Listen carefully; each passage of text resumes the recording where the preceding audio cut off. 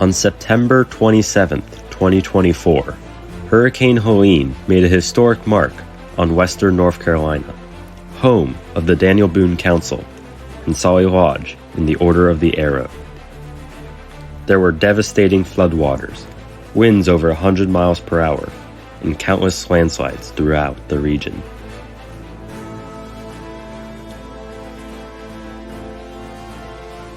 The entire infrastructure of every community was severely damaged, and repairs took months and weeks, and full recovery will take years. The economic impact is significant, and the reality is that many businesses will not survive. In the same breath of grief and heartache for our beloved region, there is strength and resilience.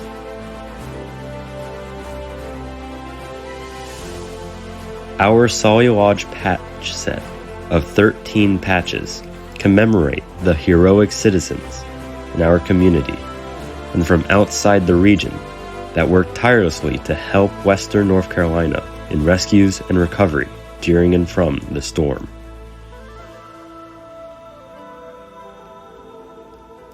We call them Helene Heroes. Rafting teams rescue folks from their homes and cars when the floodwaters rose. Heroes are prepared.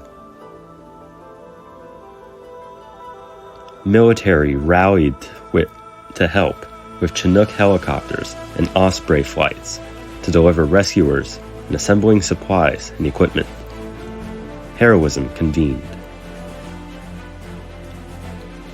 With total water supplies washed out, heroes from water resources departments from other cities across North and South Carolina organized to repair the new water lines. Heroes unify.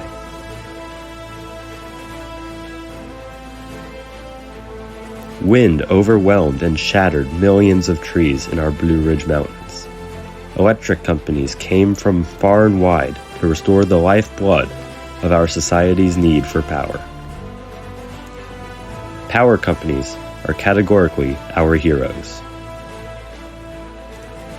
Chainsaw crews work tirelessly to clear and unconstrained access to our transportation thoroughway and homes.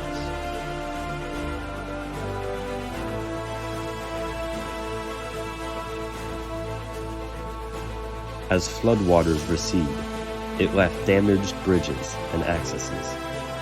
Heroic response efforts from various organizations and volunteers mobilized the affected communities. Search and rescue counts for saving 1,646 people and 268 pets. These heroes consisted of so many first responders, from fire, police, EMS technicians deployed.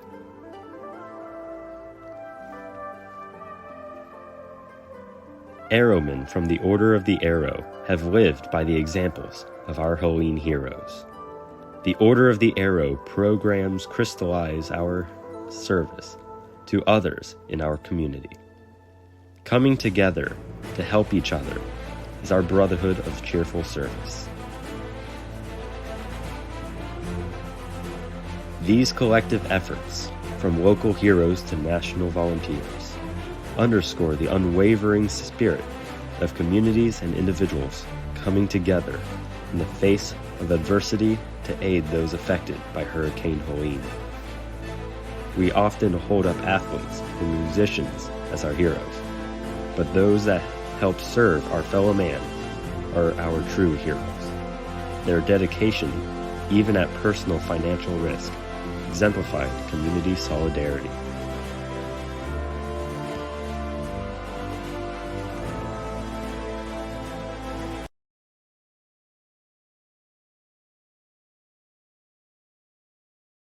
Hurricane Helene Heroes, being honored by Tsali Lodge 138 of the Order of the Arrow. Ground Zero, from the Caribbean Sea through the Gulf, all the way to Kentucky and Virginia. You can see the path from the map that I included, where Helene started, through the blue dots to the yellow dots as it grew stronger to orange to red, its strongest point as it hit the coast of Florida on into Georgia and finally to western North Carolina. The phenomenon that the meteorologists are calling this is an orographic lift. And the definition is that it's a process where wind is forced to raise over a mountain, causing air to cool, condense, and leading to higher precipitation. That was not predicted.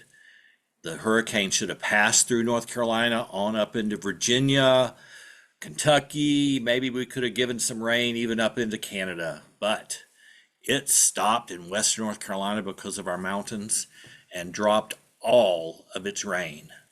That's why you didn't hear about much damage up in Virginia and Kentucky, because all the rain stayed in North Carolina and Tennessee. To commemorate the devastating storm, Tsali Lodge designed a patch with the date, the given name of the storm, and a radar depiction of a hurricane.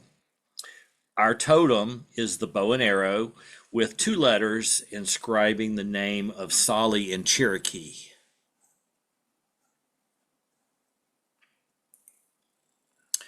Section E7, Cornerstone Conclave, which comes up April 25th and through the 27th, is the reason we did the video, and we wanted to honor our many heroes that came together. I depicted the patch that was designed for the conclave with the theme, Realizing Our Dreams, Building for Tomorrow. That theme was chosen over a year ago. Tsali Lodge has designed their theme for this year as Rebuilding for Tomorrow, just adding an RE to the end of the current theme. We designed a beautiful patch with the state of North Carolina, with the flood waters going over the words Western Carolina Strong, the idiom that we live by today. And we have a heart shape where Asheville sits, right in western North Carolina.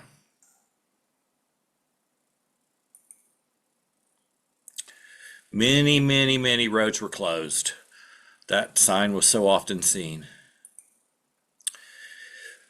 With the unpredictedness of this orographic lift, people weren't prepared.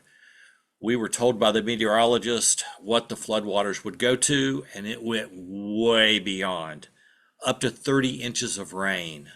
It dumped it all on us. People did not leave their houses and left their cars. A lot of damage was a result of the orographic lift. Our first patch to depict our heroes, you saw the picture in the video, which is really cool. Here's one of the pictures here that we designed our patch from, are the rescue rafts. Now we have the 5 people in the raft plus a dog, and they're out searching for people in the cars and in houses and rescuing people. That dog is actually a cadaver dog, so it's smelling for bodies. And they have body bags there in the raft, and when the dog discovers a body, they're able to retrieve it. But these people were our heroes of the day, rescued many, many people from their cars, even from out of trees. The rafter in the back, on the right side in the back, owns this raft and has a rafting company and is also an instructor, a rafting guide instructor. And his name is Mitch Hammond, and he's the owner of the rafting company that and gathered the people for this heroic rescuing that they did for several days. And we have prepared the 5 patches, this patch, 5 of them for those 5 people, and we're in the process of setting up a time to make a presentation. If it had been done before this presentation, I would have had that picture here, but maybe I can show it to you later, but we are going to present all of them with this patch. So the Asheville airport took on all the supplies because the roads were blocked. So Chinook helicopters and Osprey flew every which way, all kind of helicopters going everywhere, rescuing people. And this patch depicts those heroes from the military bringing in the supplies and people that couldn't get in. They also helicoptered workers to get to certain places like our water supply, our reservoir, where the roads were washed out. They had to be flown up to work during the day and flown back down to stay back down in the hotels overnight. Oh, here's a story about this. The president of the United States, Joe Biden, scheduled a time to come, and our mayor actually talked him into flying into Greenville, South Carolina, which is our next closest airport. And she said she would drive down there and escort him. From there, she did not want Air Force One to fly into Asheville Airport because you know how presidents shut down airports when they fly in, and the airport did not need to be shut down with all the activity going on with supplies coming in. So I thought that was a good idea of our mayor to have him come to a separate airport, and they just flew in a helicopter and did a tour of the floods in West North Carolina and South Carolina. So many water mains were broken that supplied all of our water. Our reservoir for our water supply was the most pristine on the East Coast, but landslides devastated. Water mains were washed, broken, and washed away. This patch depicts water department trying to put things together. And a really cool thing is that water departments from all over North and South Carolina, they took turns. The city of Greensboro was the first water department to come on the scene, and they got to be helicoptered in while they were fixing the road. So they got the joyride in the morning and coming back in the evening. But we're so thankful for the city of Greensboro sending their crews up here to help our crews. And then other cities pitched in after that.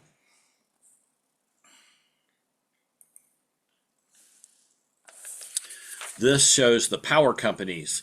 1,500 power company crews were already in Asheville, poised to start the repairs as soon as the storm subsided. So they stayed in hotels, and this is their meetings that they had before the hurricane. And then there's a picture of the hurricane.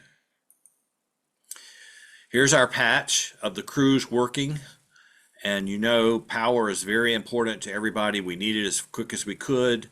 And they got power different parts of the city as they worked very hard. They came from all over. I actually walked out to visit the power company that was working in my neighborhood and talked to them, and they were from Illinois. So it's amazing that they come from all over, even from Canada. So here's our mayor. She went to greet all and thank all the heroes that came in from near and far, and she posted a picture with the group from Canada. Next are all the trees that came down. About 30% of our trees were blown down here in the mountains, and so we needed lots and lots of crews, chainsaw crews. So we had a really nice patch designed depicting a chainsaw crew trying to clean up. That's one of the first things that we needed to do, even before the power companies could get out and about. The trees needed to be taken off of the power lines and out of the road so they can clearly get into the places to do their work. And I think this is one of the best patches. I really like it. We had to do a patch for Camp Daniel Boone because Camp Daniel Boone was hit pretty hard. And you noticed in the video, the airmen wanted to feature themselves on the patch, so they showed each picture, 4 pictures of, and then they took a piece of every picture and put them in this big long patch. This big giant backhoe had to come in to clear out about an acre's worth of rock out of our pristine lake. It all washed down the mountain and this dumped into the lake about whole about an acre, but we had to get that cleaned out. We had to put the dock back together. We had to build the beach back, everything. There's a lot of work to be done, but the airmen chipped in, and this is our patch honoring the heroism that they are doing also.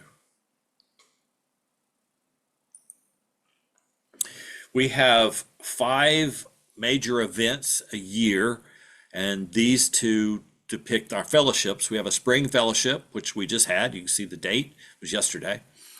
And we have a fall fellowship. The spring fellowship, which was when this patch got delivered to the participants of the spring fellowship, depicts the men working on the pipes so we could get our water turned back on. And the fall fellowship is going to be October 3rd through 5th. And this depicts all the volunteers delivering supplies and food and things to people that are stranded in all these hollers and coves that we have, where they're cut off from everything. They can't come down. The grocery stores are closed. There's no electricity. So many volunteers came together to help supply things for people. It was amazing. And this depicts our 2 ordeals that we're having. The summer ordeal in August and the spring ordeal in May. You probably saw this picture of this bridge in the video. The water got so high that shipping containers that floated down the river, and when the water receded, they stayed on the bridge. And this is in Asheville, and that's the Swannanoa River that got about 30 feet higher than it normally is. And the other one shows the power people still working on the power lines, and the guys cutting the trees. If you notice on all these states, it has the heart with the fleur-de-lis showing where Asheville is located in the state of North Carolina. And this is our winter banquet, which we have a patch for that. And we had many groups come in, like Mercy Chefs, and they fed the people because there was no place to get food. So lots of people fixed food, and you could come in and get the meals. Of course, the Red Cross, people like that, were all here. And FEMA and all those groups came in and fed people for several months until we got power and water back on. This next patch, and our banquet is going to be December 6th. This next patch is a patch for our council. It's not an OA patch, but they had a contest of all the scouts to design a patch to be given to any of the scouts that volunteer for anything, any kind of work or volunteering, delivering, and scouts did so much in our council. And so the young scout that did this, she got her initials SF ghosted in the side of the mountain right there, Sarah Ferguson. And she put a depiction of Chimney Rock over here on the left side of the patch. And Chimney Rock is one of our famous tourist attractions where people can take the elevator up to the top, or you could walk the steps all the way to the top, and it has an American flag on the top. And the fleur-de-lis ghosted in the bright sunshine. But it's to depict the helping hands, that everyone coming together, helping everyone in our disaster. And so September 27th, the hurricane made us stronger. And here's our Tsali patch depicting our hero Tsali, our Cherokee from the 1830s. And we will never forget the heroes that dedicated their time and efforts to serve us, and they continue to serve us. And there's our WNC Strong patch. The end. Dedicated to heroes during and in the aftermath of Hurricane Helene. Rescuers, power linemen, water departments, military, chainsaw crews, food and supply delivery, meals preparers, servers, backhoe operators, and Order the Arrow airmen. So service and devotion to the welfare of others. I'm sure you've heard that before. And these are some of the airmen that we have to thank for the hard work that the OA is doing and depicting the thank yous that we're doing for our heroes. Lots of people have asked me, which agency, because people always think of the Red Cross, they did great. But I really like Mercy Chef. Mercy Chef, they were everywhere delivering food. And, when you're spending all day cleaning up your yard and helping people here and there, and then you're thinking, well, I don't have any electricity. I can't cook any food. There's no restaurants. What are we going to do? Well, Mercy Chef was there. They always had food. And it was decent food too. It was good. And that's where people have asked who to donate to. I tell them Mercy Chef. I think they're Well, out. you had no electricity for how long? Well, after about 4 days, I got a generator because I knew it was gonna be a long time with all the trees and power lines down. So it was a little over 2 weeks before our power came back on. So, the generator, you just run it during the day for a while. You don't run it 24/7. So, and then our water didn't come on for 54 days. Oh my. Oh no. 54 days without water flowing into my house. So, we flushed the toilet with buckets and, we had to go out and get water in containers and store water here and things. But being a scout leader and stuff, I have all the equipment. We were fine. It was like glamping. So it wasn't so bad.